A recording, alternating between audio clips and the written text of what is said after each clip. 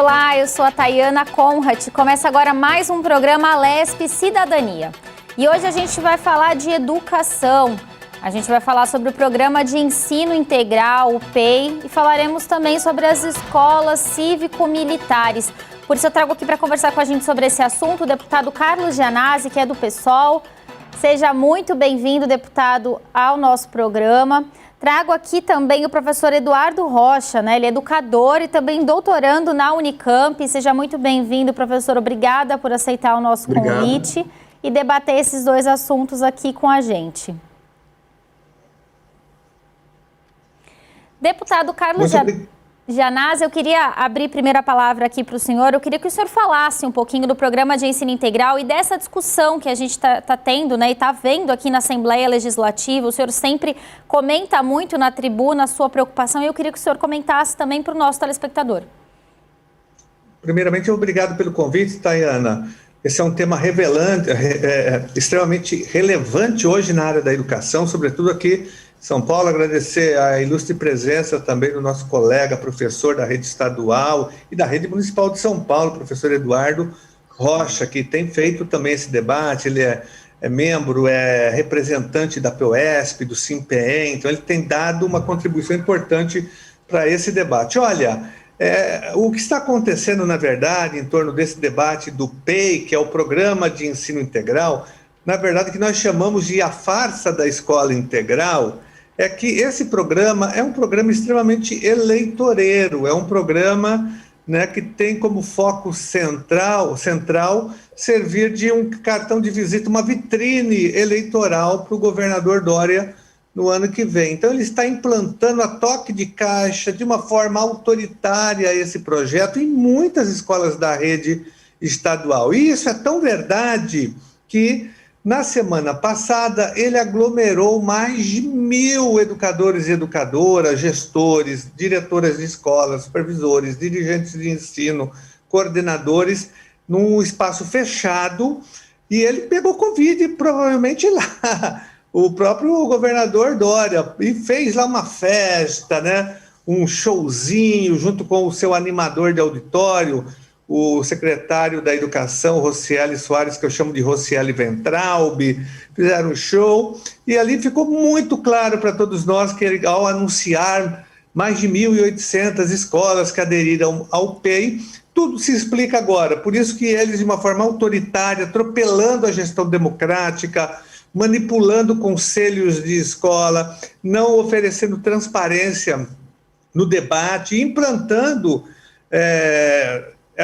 esse modelo de escola, que depois eu vou mostrar que é um projeto excludente, em plena pandemia. Não dá para fazer consulta nessa pandemia, as pessoas estão morrendo, estão doentes, estão passando fome, desempregadas. Essa não é uma prioridade para a educação estadual nesse momento, a educação integral.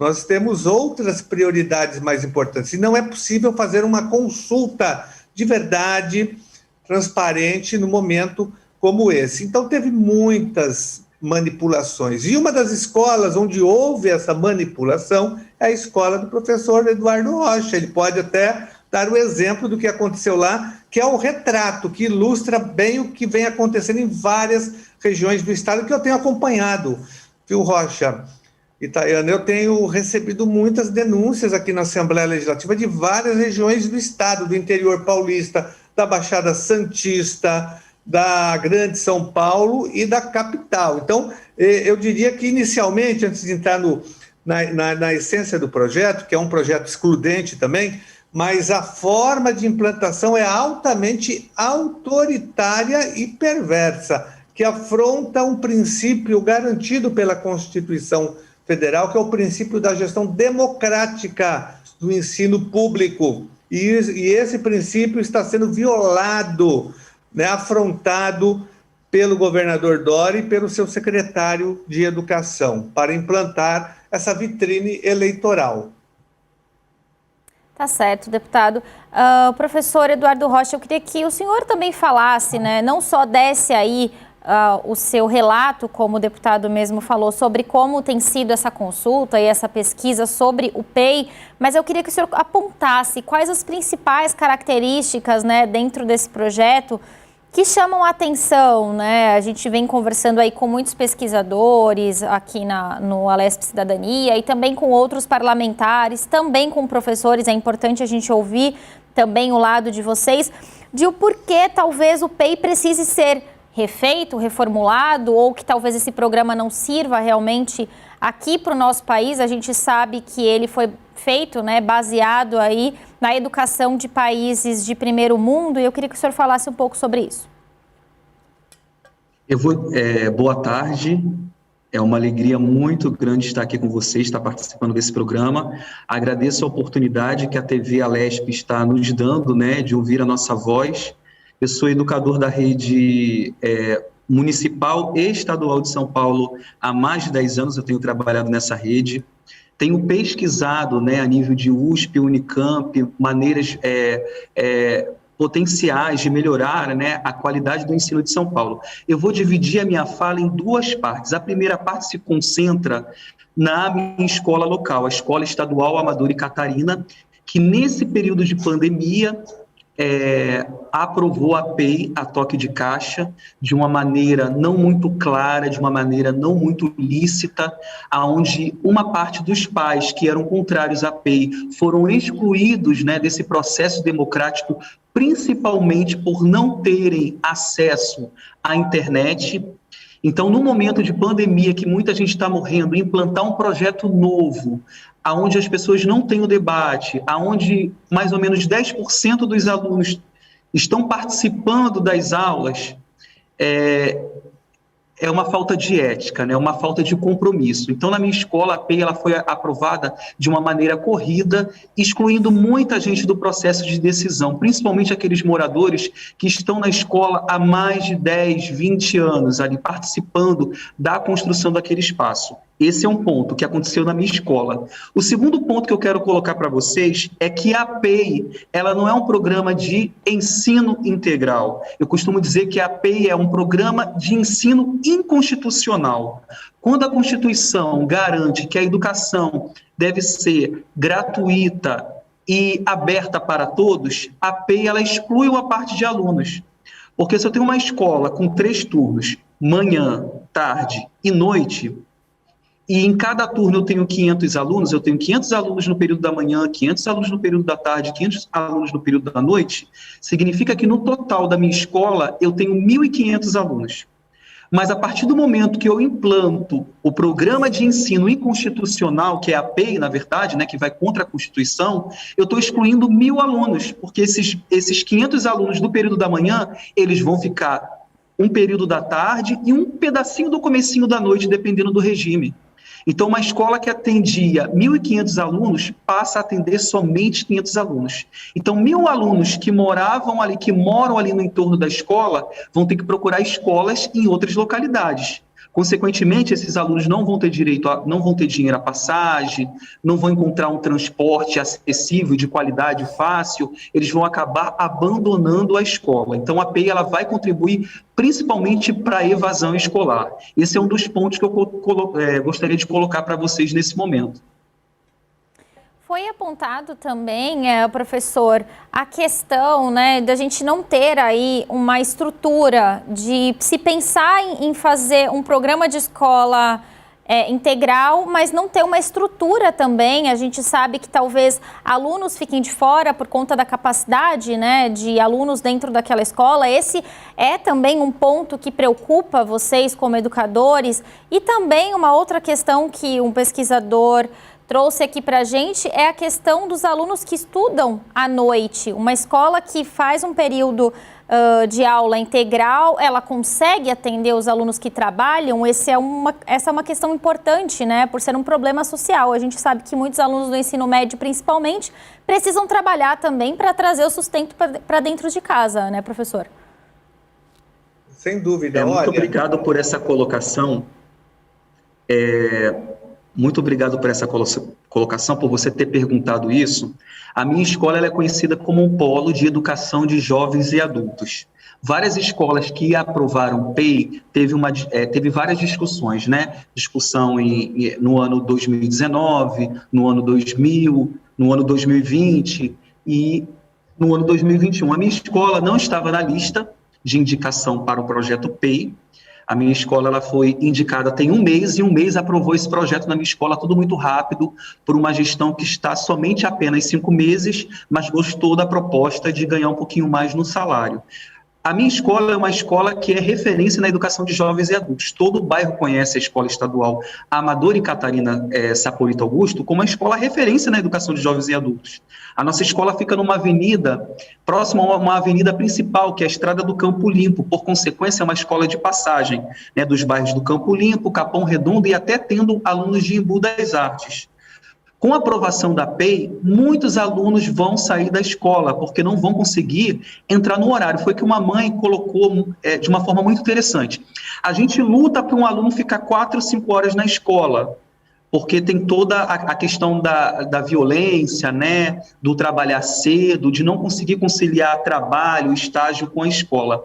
Imagine uma escola com 7 horas, 8 horas. Como que você consegue manter um aluno no período de 8 horas numa escola com uma estrutura totalmente precária? Vamos comparar as escolas estaduais que estão aprovando a PEI com as escolas da prefeitura que são CEL.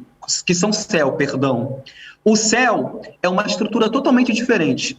O CEL tem cinema, o CEL tem teatro, o SEMA tem quadras poliesportivas, o CEL tem diversos laboratórios, o CEL tem piscina. A minha escola, que foi aprovada a PEI, mal tem uma quadra de esportes que, quando chove, vaza. Um laboratório de ciências abandonados. Várias tomadas de sala de aula que não funcionam, estruturas quebradas. Essa é a realidade das escolas públicas que estão querendo colocar um ensino integral de qualidade e que, na verdade, não passa mais de um projeto para inglês ver. Tá certo. Deputado, o senhor queria também falar, eu queria passar a palavra para o senhor.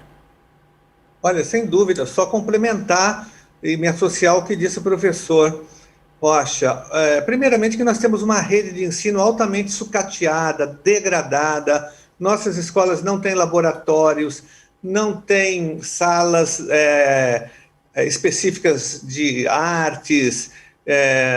Muitas escolas nem quadras para as aulas de educação física têm. E nós temos muitas escolas de lata ainda no estado de São Paulo. São mais de 100 escolas de lata no nosso estado. Então, é inviável a implantação de um modelo de uma escola de tempo integral em que a criança fique, que o aluno fique, o adolescente fique 8, 9 horas dentro de uma escola sem infraestrutura alguma. É um absurdo isso. Então, esse é um aspecto, o sucateamento da rede, a falta de estrutura física e humana também, faltam funcionários.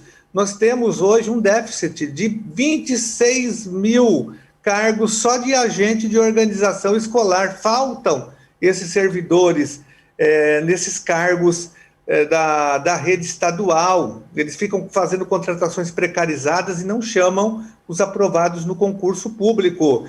Então, não há infraestrutura humana e nem material para a escola PEI. Mas, além disso, tem a questão da exclusão, que é a mais grave. Por isso que o professor Rocha fala que é inconstitucional, no sentido que afronta o direito fundamental e subjetivo à educação básica, que é um direito garantido pela Carta Magna de 88, pela nossa Constituição Federal. É um projeto excludente, porque com a desculpa, né, de oferecer mais qualidade de ensino, essa escola exclui. Ou seja, primeiro que é duvidoso se vai oferecer mais qualidade, mas se oferecer, quando oferece algum grau a mais, mesmo que pequeno, de qualidade em relação ao restante da rede, e até pode oferecer porque diminui o número de alunos, né, você vai ter uma infraestrutura um pouco melhor, menos ruim do que a outra, não que seja boa, mas menos ruim. Então pode mesmo talvez oferecer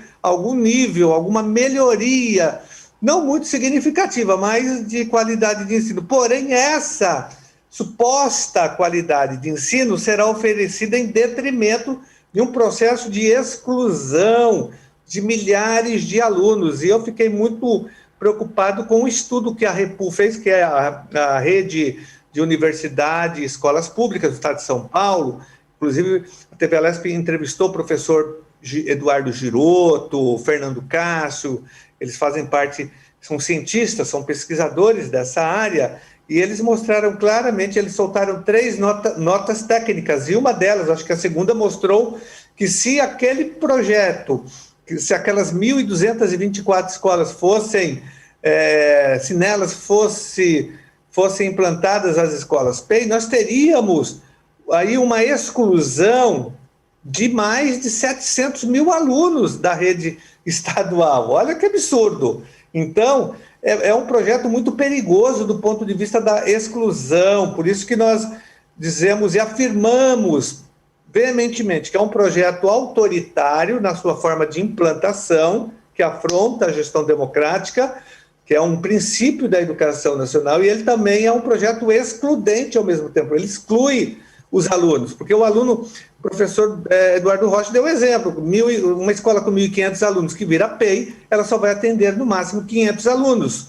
os outros 1.000 alunos serão matriculados em outras escolas, muitas vezes distantes das suas casas e residências, e em alguns casos, sobretudo no interior, e aqui mesmo, você vai matricular esses alunos em outras cidades, em outros municípios, e o município de Bananal é um município pequeno que só tem uma escola da rede estadual, ela vai virar PEI. Então, as crianças que ficam fora, que precisam trabalhar, que não podem ficar o dia todo numa escola, elas serão matriculadas em outros municípios. Olha só o absurdo. Nós temos o caso da própria escola do professor Rocha, a Cida, que é uma mãe de aluno, que tem filhos na escola, ela esteve aqui no gabinete esses dias, ela falou, eu vou ter que matricular minha filha no ensino médio de outra cidade, na região de Taboão da Serra, que é uma cidade vizinha ali da região do Campo Limpo, porque a filha dela não vai poder ficar numa escola PEI, não é possível, e até ela que faz EJA terá dificuldade, não vai ficar nessa escola também. Então, e sobretudo o aluno trabalhador, o aluno de EJA, esses serão os mais prejudicados, que já são excluídos, serão excluídos ainda mais. O que nós defendemos, se o governo tem mesmo pretensão de implantar de verdade o programa de ensino integral, e se ele teria que pagar uma ajuda, uma ajuda estudantil, como tinha no passado o Cefam aqui em São Paulo, que o aluno ficava o dia todo na escola, era um curso de formação para o magistério, só que ele recebia, no mínimo, um salário mínimo por mês, para ele não precisar trabalhar, né? É como se fosse uma bolsa. Aí é outra história, daí você pode manter o aluno o dia todo dentro de uma escola, mas garantindo também que nenhum aluno seja excluído. Você tem que fazer planejamento da demanda, construir novas escolas no bairro, e o governo não fez esse planejamento. Ele está fazendo tudo isso de uma forma marqueteira e irresponsável, só pensando na eleição do ano que vem. Então, é um projeto autoritário, excludente, as escolas não têm infraestrutura, falta falta base material e humana para as escolas de PEI. Essa é a grande verdade, por isso que tem muita rejeição, né? E ela prejudica também a carreira do magistério, porque ela afronta o Estatuto do Magistério, que foi aprovado na Assembleia Legislativa em 1985. Ela permite essa nova forma de contratação de professor para a escola PEI, o assédio, a perseguição, porque o professor não tem mais segurança, não tem estabilidade, ele é avaliado anualmente, aquela famosa avaliação de 360 graus, o professor fica refém, o professor não pode ser crítico, não pode contestar, não pode fazer greve, não pode participar de manifestação, porque senão, logicamente, no final do ano, na avaliação, ele cai fora. E até mesmo a direção, o diretor também é como se todos fossem cargos de confiança, cargos políticos, então há uma instabilidade muito grande para os professores. E eu digo mais, sobre a estabilidade dos professores, complementando o seu raciocínio, o deputado Carlos Gianazzi, a PEI, ela também vai diminuir a oferta de mão de obra para as escolas, ou seja, o professor nas escolas estaduais, existe uma falta muito grande de professores, tá? Nem os eventuais dão conta. Tem alunos que terminam o ensino médio sem aula de português, sem aula de matemática, por falta de professores. Talvez as escolas estaduais dos bairros mais nobres não passe por esse problema, mas as escolas de áreas mais periféricas, mais dos extremos, tem muita matéria que não tem professor cátedra, né, regente daquela disciplina, e os alunos eles se formam sem aquela matéria. O que acontece com a APEI? Com a APEI, com esse programa de ensino constitucional, o professor ele não vai poder acumular, já que ele vai ser obrigado a ter uma dedicação exclusiva de 40 horas. Então, um professor que dava aula em 2, 3 escolas, ele só vai se dedicar a uma única escola. Então, aquelas 2 ou 3 escolas vai ficar sem o professor daquela matéria. Então, a APEI ela vai aumentar a falta de professores nas escolas mais pobres, nas escolas mais periféricas. Eu gostaria de colocar uma colocação aqui do Eduardo Giroto, que diz o seguinte, que a APEI vai criar ilhas de excelência em um mar de fracasso e evasão escolar. O que ele quer dizer com isso? Que as escolas estaduais dos bairros mais nobres, elas vão ser muito bem atendidas, mas escolas de Guaianazes, Capão Redondo, Jardim Ângela, essas escolas sofrerão com a falta de profissionais que vão preferir trabalhar nas escolas, entre optar em uma escola mais localizada e menos localizada, ele vai preferir aquela que é mais localizada. Então, assim, a APEI, ela sempre é instituída, a cada gestão, a cada governo, sempre são chamadas pessoas para tentar mudar a educação de São Paulo, para elevar o nível de qualidade. Só que são pessoas que não conhecem a realidade dessa rede, que não fazem parte, que não construíram. Às vezes são pessoas da academia que nunca colocaram o pé dentro de uma sala de aula, às vezes são pessoas da administração que não conhecem como é o dia a dia, a dinâmica de um professor dentro de uma sala de aula, de uma escola de periferia e toda a problemática. Então, esse programa é um grande alerta, né, e uma grande preocupação para todos nós educadores. Você que está em casa ouvindo esse debate, por favor, pesquise sobre a APEI e veja os pontos negativos. E eu recomendo você o artigo da revista Carta Capital, que está intitulado da seguinte maneira: Por que as escolas de São Paulo resistem ao programa de ensino integral? Por favor, leia esse artigo, muito interessante. Agora, professor, você também trouxe uma questão, né? O senhor está trazendo aqui também a questão dos professores, e eu acho importante a gente falar também, a gente fala muito aqui da questão do aluno, que a gente tem muito que falar também, mas a questão salarial. A gente sabe que hoje muitos professores da rede pública, estadual ou municipal trabalham em mais de uma escola, normalmente porque precisam complementar a renda também, e aí, já com esse programa de ensino integral, isso vai atrapalhar também os professores que precisam trabalhar em mais de um local, né? Sim, sim. A nova proposta da APEI, ela está sendo com base que os professores, né, terão um aumento de 75%. Então, isso tem diminuído a resistência de algumas pessoas, mesmo sabendo que o programa APEI é um programa ruim para a realidade da escola, para a realidade dos alunos, e até mesmo para o processo de ensino e aprendizagem. A bandeira que tem sido levantada no programa APEI é que os educadores ganhariam 75% do trabalho. Mas você que é educador, que está assistindo esse programa, saiba que o programa não te promete 75% de aumento no salário. Ele diz que até 75% de aumento no salário. Então vai ter escolas que podem ter 30% de aumento no salário, 40%, 50%, até 75%.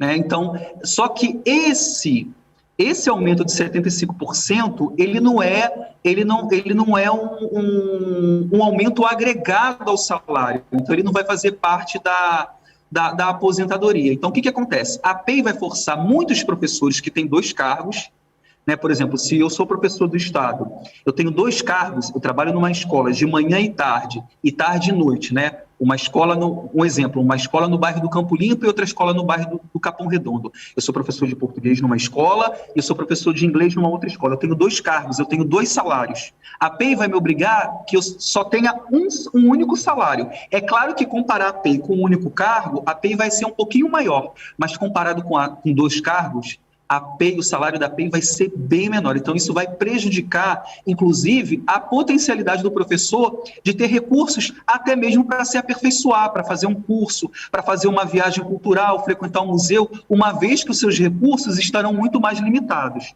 Então, a gente fica muito preocupado, porque cada vez que a gente adentra no programa de ensino inconstitucional, a gente vai ficando preocupado, porque é um programa que tem nuances tão pequenas que quando a gente pesquisa, vê que todas elas são negativas. A vida do aluno, a vida do professor, a vida da comunidade e nociva até mesmo a vida da unidade escolar. Professor Eduardo Rocha e deputado Carlos Gianazzi, eu vou pedir um minutinho para vocês que o programa Lesp Cidadania vai fazer um rápido intervalo. Voltamos já já.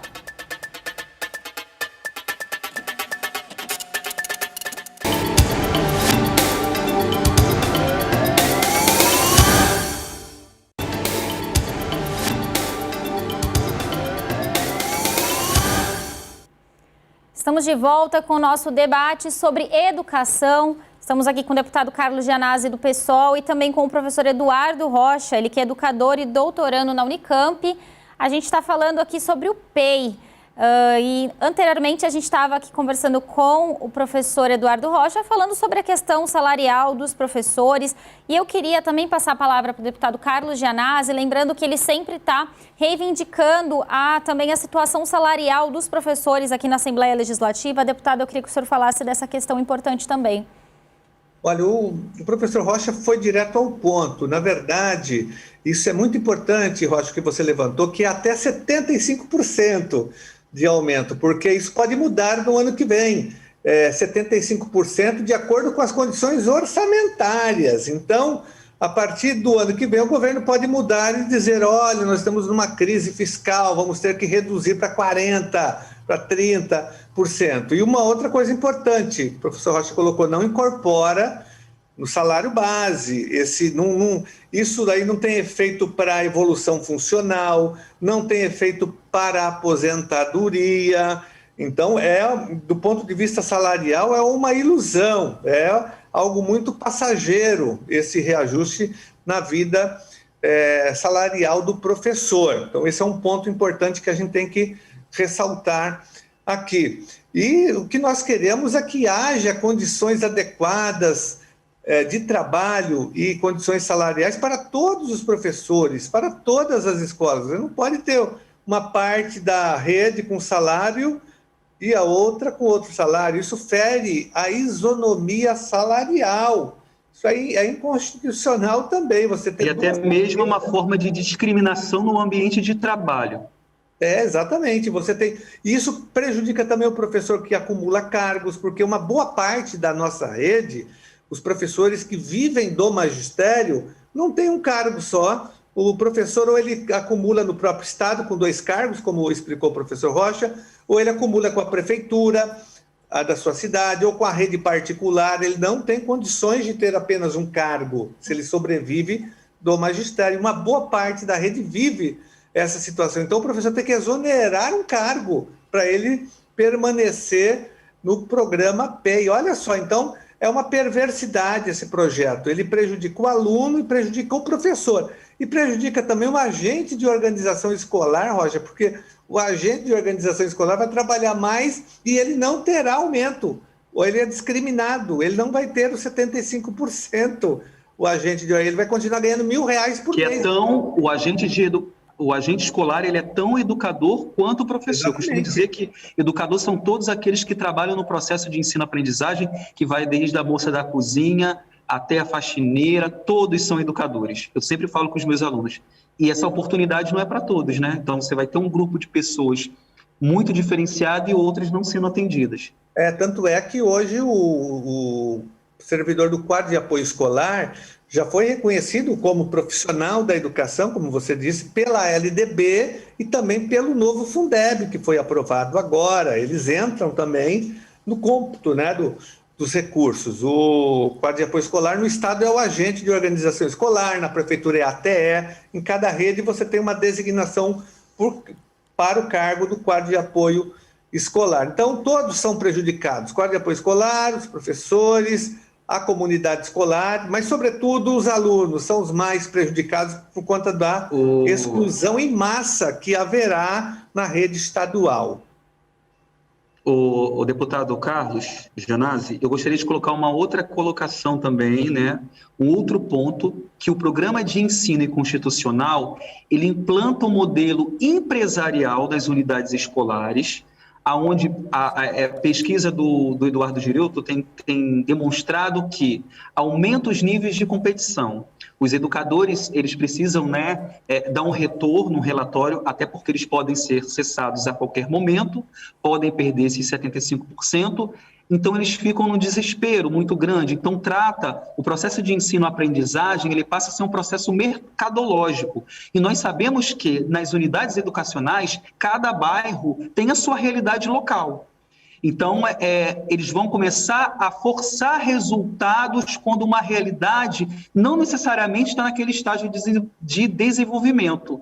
Então, esse modelo empresarial que está sendo implantado através da APEI vai prejudicar. A gente vai ter alunos aprovados sem nenhum conhecimento, sem nenhum desenvolvimento. Simplesmente vai forçar uma aceleração do aluno para atender gráficos, para atender demandas, para atender relatórios. Então, isso é muito perigoso. Outra questão, professor, que eu acho que também você pode explicar melhor. O que o PEI ele traz como grade curricular para esses alunos, né, que vão passar aí 8, 9 horas dentro da escola? Qual que é o diferencial se tratando aí, então, de educação, de matéria que vai ser colocada? Então, uma coisa que a gente tem que chamar a atenção, você falou muito interessante, né, de uma forma muito interessante, que a carga horária atual dos alunos nas escolas estaduais são 5 horas seguidas.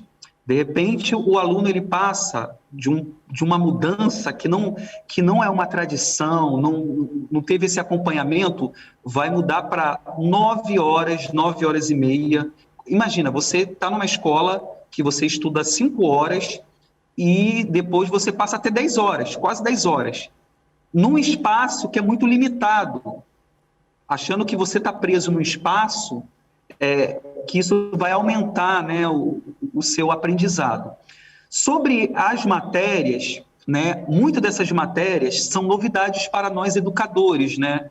São matérias que a gente está aprendendo, a gente está conhecendo, mas são matérias que se propõem a ser matérias práticas, tá? Para ter um ensino mais teórico, aliado ao ensino mais prático. Mas quando a escola ela não tem estrutura, ela não tem laboratórios qualificados para essas matérias passam a ser simplesmente teóricas também. Então, a gente tem aí matéria de projeto de vida, eletiva, tecnologia, que muitos educadores não foram realmente preparados para isso. A gente fez um curso pela internet, estamos ministrando, e a gente está tentando colocar dentro da nossa realidade. Mas não houve um debate amplo, popular, entre os educadores para ver que tipo de disciplinas poderiam ser implantadas, se essas disciplinas realmente atendem à necessidade da escola daquele bairro. Então, assim, a PEI ela tem causado muita confusão no meio educacional. Deputado, eu queria que o senhor também falasse, né, dessa mudança aí drástica para os alunos, né, essa adaptação aí de 5 para 9 horas e meia, como o professor Eduardo falou. O que o senhor acha disso, né? Até a gente pode colocar um outro agravante, né, deputado, em toda essa questão, é a pandemia. A gente sabe que os alunos estão há muito tempo afastados aí do ambiente escolar. Não existe uma preparação ainda das escolas para receber esses alunos psicologicamente falando, e muitos deles já vão voltar estudando muito mais do que antes da pandemia. O que o senhor acha dessa questão? Olha, aquilo que eu falei no início, a falta de estrutura das escolas.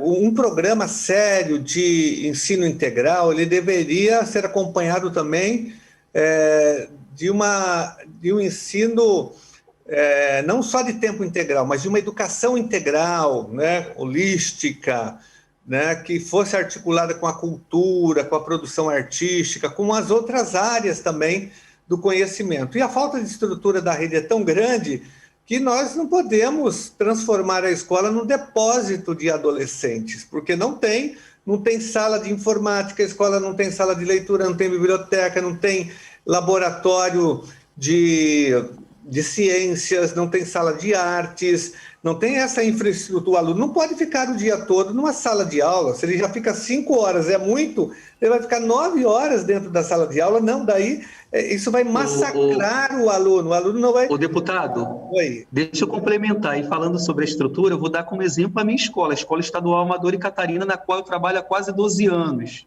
Né? Não é uma escola que eu estou de passagem, que eu só visitei. Eu trabalho ali diariamente há 12 anos. Eu conheço a realidade daquela comunidade, eu conheço a realidade daqueles alunos, eu passo pelas ruas, eu converso com os alunos, eu procuro saber qual é a necessidade dos meus alunos. E a minha escola, ela tem uma quadra, só tem uma única quadra que apresenta problemas sérios e graves, né? Até mesmo riscos à saúde. A escola tem um laboratório de informática com 30 computadores, né? E desses 30 funcionam acho que 8, e esses 8 funcionam parcialmente, tem a promessa de mudar os computadores. E o mais agravante, ela foi aprovada a PEI, a minha escola, e ela é do lado de um córrego. E esse córrego foi feito processo de canalização, mas a natureza ela é inconstante, né? Ela, a todo momento, a natureza, existem os impactos ambientais que sempre vão refletir naquela obra. E quando foi em dezembro do ano passado, o nível do rio subiu. O nível do rio subiu e encheu a escola. Então, a PEI não preparou a minha escola para lidar com a enchente do rio. Os alunos eles estavam estudando 5 horas dentro da sala de aula. E aí vem a pandemia, eles ficam 1 ano e meio fora da sala de aula. E, de repente, 1 ano e meio fora da sala de aula, sem estudar horário nenhum. Eles que estavam acostumados com 5 horas, 5 horas nesse processo de retorno, já vai ser difícil. Imagine 1 ano e meio parado, você já jogar uma carga de quase 10 horas sobre o aluno. Então, a evasão escolar vai ser altíssima. A PEI vai trazer muita evasão escolar. Anotem o que eu estou falando. A PEI é sinônimo de evasão escolar. E deixando claro também sobre a pandemia, que nós somos totalmente contra a volta às aulas agora. Nesse momento, o governo anunciou a volta às aulas 100% de alunos, com lotação total, agora para o dia 2 de agosto. Isso é um crime, é um genocídio da educação, porque os professores não foram vacinados com a segunda dose ainda, os alunos não foram vacinados, é um risco muito grande. E 100% de liberação, lotação total, liberou geral, foi isso que o governador disse com o secretário da Educação. Haverá uma nova greve, com certeza, porque não haverá volta às aulas nessas condições, expondo a vida e a saúde de toda a comunidade escolar. Nós temos que garantir a vacinação de todos os membros da comunidade escolar, alunos, professores, servidores, e tem que reduzir a taxa de contaminação do estado de São Paulo, que é muito alto. Nós já perdemos mais de 100 mil pessoas, 120 mil pessoas morreram no estado de São Paulo. Não dá para arriscar a vida das pessoas. Ô, deputado, há um déficit, há pesquisas que falam que há um déficit de quase 50 mil professores na rede estadual de São Paulo, tá? Algumas estimativas chegam a 80 e até 100 mil. Faltam muitos profissionais de educação na rede estadual de São Paulo, ou seja, os poucos que têm não estão sendo protegidos, né? Eu já perdi muitos colegas que trabalham na educação porque foram forçados a voltar da aula, não estavam imunizados nem com a primeira dose, se contaminaram no ambiente de trabalho e perderam a vida. Tá? E que projeto paga uma vida? Nenhum. Exatamente. Nós perdemos muitos profissionais da educação. Todos os dias eu recebo a notícia aqui na Assembleia Legislativa de um colega da rede, seja um agente de organização, um professor, um gestor, que perdeu a vida trabalhando nas escolas da rede estadual. A contaminação é grande, né? Nós não estamos preparados ainda para a volta às aulas nem em agosto, nem em setembro. Verdade.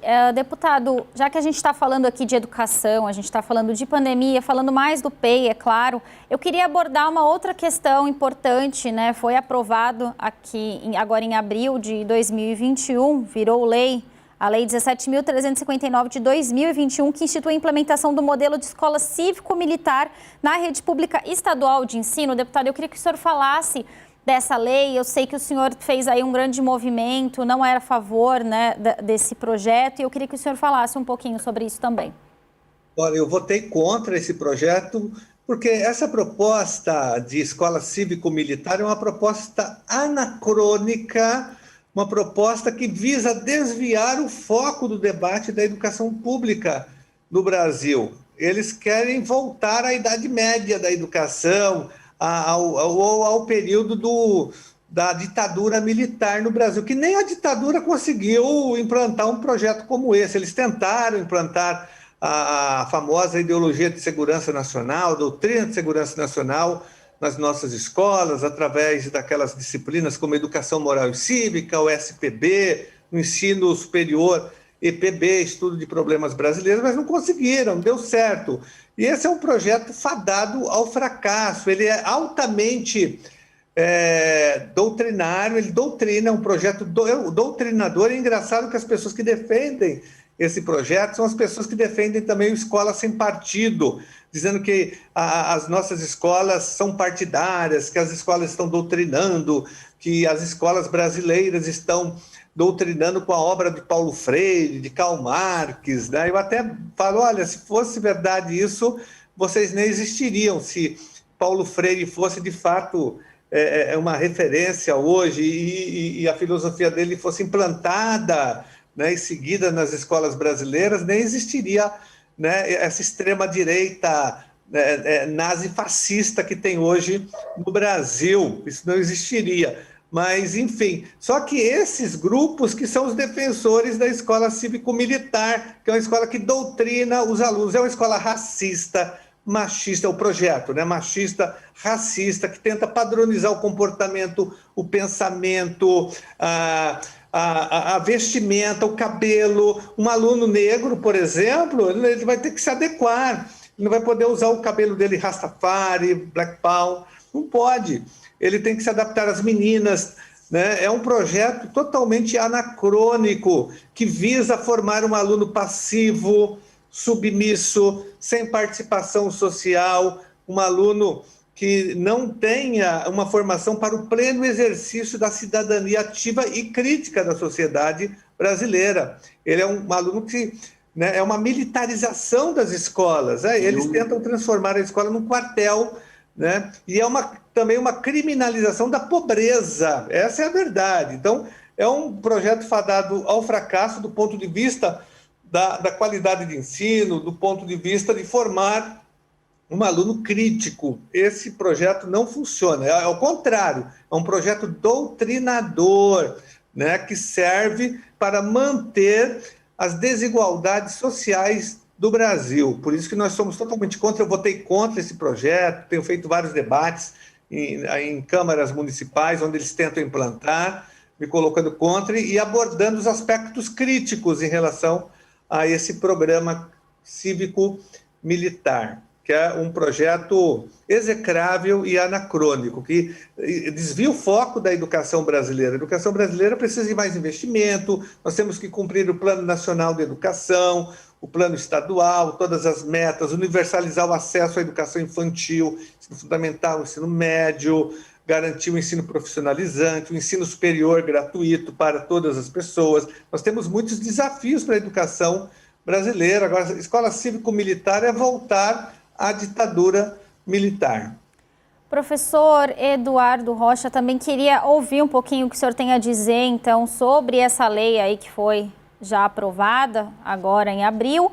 E o senhor, né, como professor, acho importante trazer aí os aspectos que talvez preocupem vocês. Então, a proposta das escolas cívico-militares, ela tira a função original do papel da escola. Transformar militares em professores. A gente sabe que os militares, né, o nosso exército, os militares, eles são importantes para a segurança do nosso país, eles são importantes para gestões estratégicas de recursos naturais, mas quando se trata de educação, o ambiente é outro. As pessoas que defendem a educação cívico-militar, ela acredita que uma boa educação é baseada em regras rígidas, que isso vai combater a violência, que isso vai combater os desvios, mas os desvios, a violência se combate não é com regras rígidas, se combate com uma educação boa, de qualidade. E o papel da escola é criar alunos críticos, alunos pensantes. É nas escolas que são formados os advogados, é nas escolas que são formados os cientistas, é nas escolas que são formados os médicos, que vai se passar por dilema, né? E não cidadãos que vão só repetir ordens superiores. Então, eu, como professor de geografia, às vezes eu coloco um tema dentro da sala de aula, um aluno defende uma coisa, outro aluno defende outra, e eu gosto disso porque meu papel não é homogeneizar a sala de aula, porque essa diferença se faz necessário até mesmo para o crescimento deles enquanto cidadãos.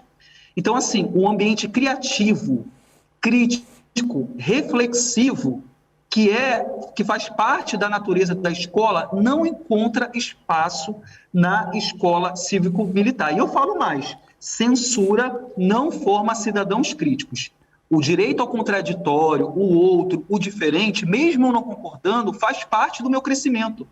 Eu aprendo com o outro, eu aprendo com a diferença, e é uma coisa que a gente não vai encontrar nas escolas cívico-militares, né? Onde as pessoas acham que nesse modelo, né, que o Brasil vai ter jeito com o exército administrando tudo. Daqui a pouco vamos ter também hospitais cívico-militares. Vão pedir para os hospitais municipais virarem hospitais cívico-militares. Daqui a pouco vai ter cívico-militares em tudo. E a gente sabe...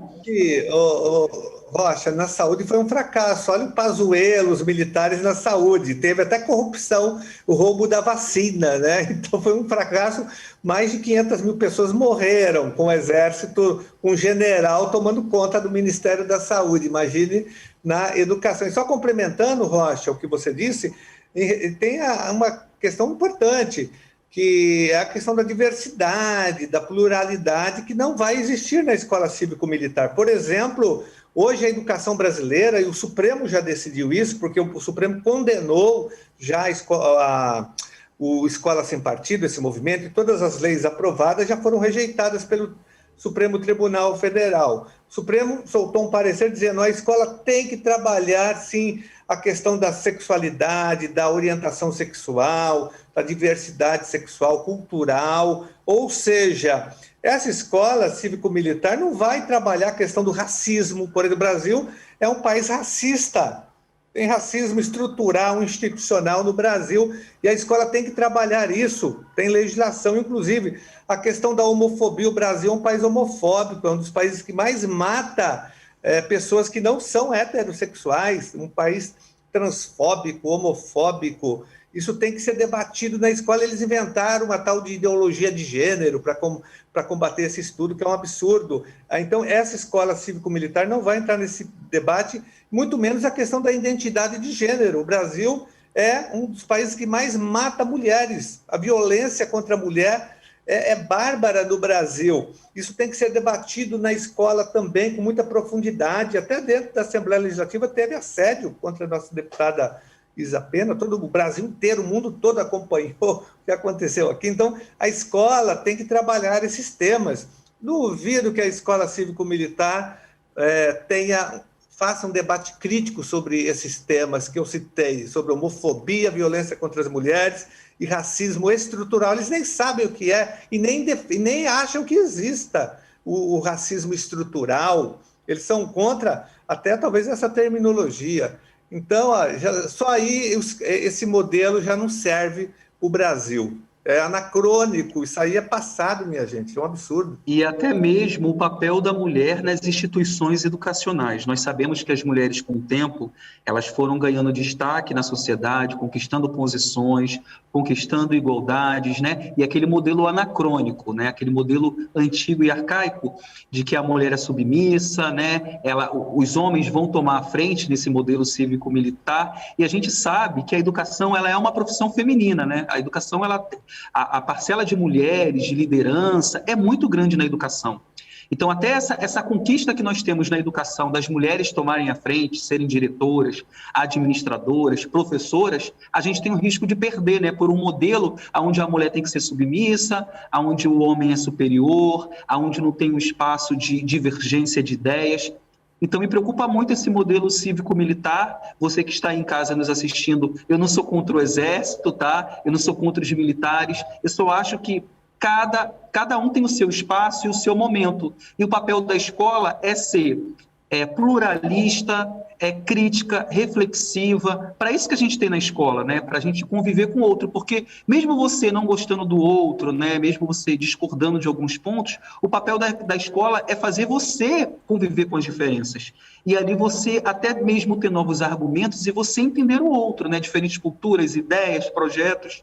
Então, escola cívico-militar me preocupa bastante. Escola cívico-militar, pessoal, está fora da realidade das escolas de São Paulo. A escola cívico-militar, ela vai criar ilhas de desigualdade. São escolas que dão certo porque é investido dinheiro, colocam militares ali para vigiar os alunos. Se uma escola ela tem violência, as pessoas acham que você vai diminuir a violência de uma escola colocando mais recursos educacionais naquela unidade escolar. Mas para eu diminuir a violência na escola, a evasão escolar, eu também tenho que atender com